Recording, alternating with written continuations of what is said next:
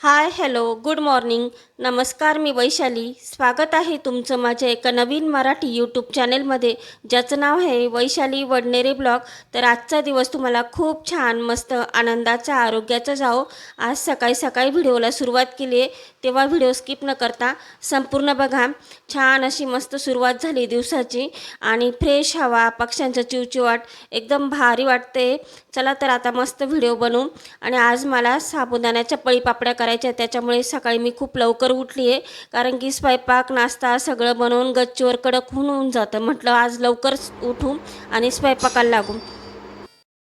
शेगडीवर चहा ठेवलाय मी उकळत, तोपर्यंत म्हटलं इकडं माठ धुवून घेऊ. खरं तर मी रात्रीच माठ धुते, पण काल रात्री गेली विसरून. म्हटलं आता धुवून टाकू, म्हणजे दिवसभर पाणी प्यायला होईल. आणि रात्री जर माठ धुतला ना तर एकदम मस्त दिवसभर गारगार पाणी प्यायला मिळतं.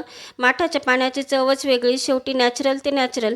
आणि फ्रीजच्या पाण्याचं म्हणजे मारून मुटकून केल्यासारखं होतं. मी तर कधीच बॉटल भरत नाही. आमच्याकडं फ्रीजच्या पाण्याची कधी सवयच नाही. 12ही महिने माठच वापरतो आम्ही. अगदी हिवाळा असो पावसाळा असो तेव्हाही मी माठच भरते. म्हणजे तीच तहान भागल्यासारखी होती आणि चव वेगळीच राहते माठाची.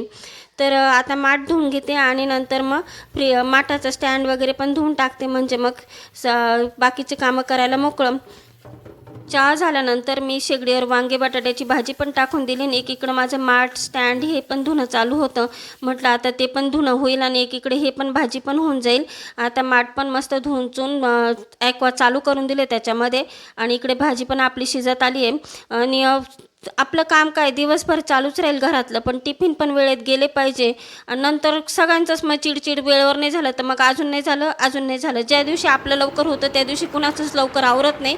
पोरं पण तसंच करता. आणि आज माझं जर लवकर नाही झालं का मग असं होईल. त्याच्यामुळे मी म्हटलं आधी भाजी पण इकडे शिजत राहू दे. आणि आता भाजी बऱ्यापैकी शिजली आहे. पोळ्या पण करून घेते, मग साबुदाण्याची खीर करते, म्हणजे मग लगेच गच्चीवर चढता येईल. किती वेळ लागतो किती नाही माहीत नाही. तसं तर उन्हाळी वाळवणाच्या पदार्थामध्ये सोपा प्रकार जर म्हटला ना तर हाच सोपा प्रकार आहे, साबुदाण्याच्या खिरीचे पळीपापड. आणि याच्यात मी 2 बटाटे पण किसून टाकले. पूर्ण शूट काही घेतलं नाही मी. शॉर्ट व्हिडिओ अपलोड करणार आहे, तोही चॅनलवर जाऊन नक्की बघा.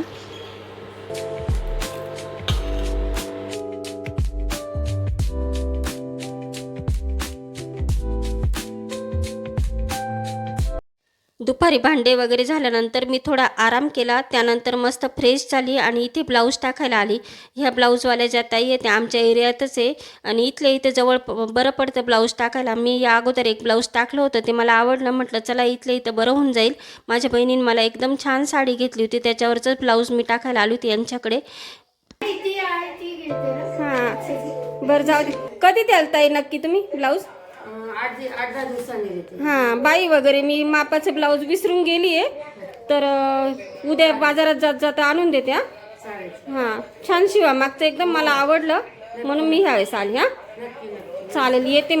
ब्लाऊज टाकून झाल्यानंतर अगदी समोरच हे मिरचीचं कांडप मशीन आहे, मी तिथे आली. अगदी जवळच आहे आमच्या घरापासून 5 मिनिटाच्या अंतरावर. तर प्रसादजवळ मी मिरच्या दिल्या होत्या, त्याला बोलली की तू नंबर लाव, म्हणजे मी येऊन दळून घेऊन जाईल. तर माझ्या अगोदर एका ताईंचा नंबर होता, त्याच्यानंतर माझाच होता.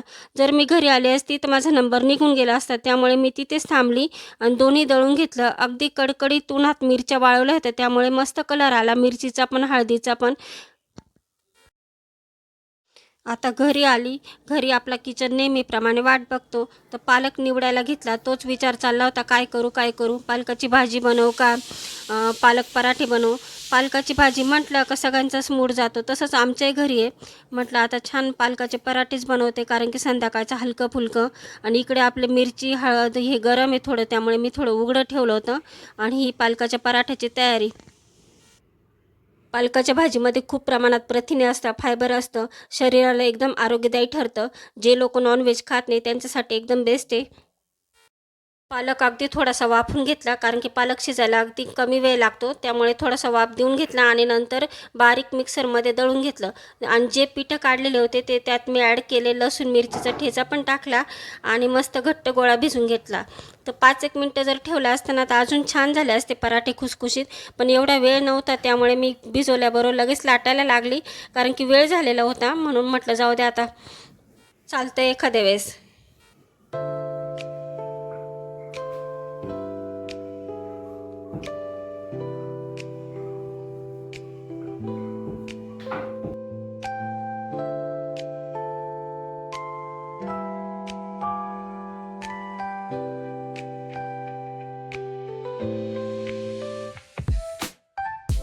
तर हा दुसऱ्या दिवशीचा व्हिडिओ आहे. तर तुम्हाला 2-3 दिवस झाले मला व्हिडिओ एडिट करायला वेळ भेटला नाही, त्यामुळे व्हिडिओ जरा लेट येतो आहे. तर आज चैत्री पौर्णिमा म्हणजे तळी आरती. बऱ्याच ठिकाणी 14ला तळी आरती असते, काही ठिकाणी पौर्णिमेला. तर आमच्याकडे पौर्णिमाचीच असते. सकाळी लवकर उठली होती मी, पुरणाचा स्वयंपाक केला. आता माझे इथे दिवे पण लावून झाले होते आणि नैवेद्य पण दाखवून झाला. आता आरती करायची बाकी आहे. स्वयंपाक करता करता शूट घेतला असताना तर वेळ झाला असता आणि सगळं कसं वेळेत झालेलं आहे. छान वाटतं नैवेद्य वगैरे. प्रेमे ओवाळीते मोती तू मिटे सकळ जनांची तू अससे कुलदैवत भक्तांसाठी सदैव अससे तू जागृत स्मरता तुझला सारी संकटे पळतात होते एक रूप मी तुझे सिद्धी नरात जय देवी श्री देवी जय मनमाते. तर ह्या उन्हाळ्यातला आजचा पहिला पाऊस. असं म्हणतात की चैत्री पौर्णिमेच्या दिवशी गडावरची जत्रा असते आणि त्या दिवशी गड शांत होण्यासाठी पाऊस येतोच. म्हणजे दरवर्षी चैत्री पौर्णिमेच्या दिवशी पाऊस येतोच. आजही खूप जोरात पाऊस झाला आणि अगदी विजांचा गडगडाट होता. लाईटही खूप वेळ गेलेली होती. जवळपास 8-8:30ला लाईट आली.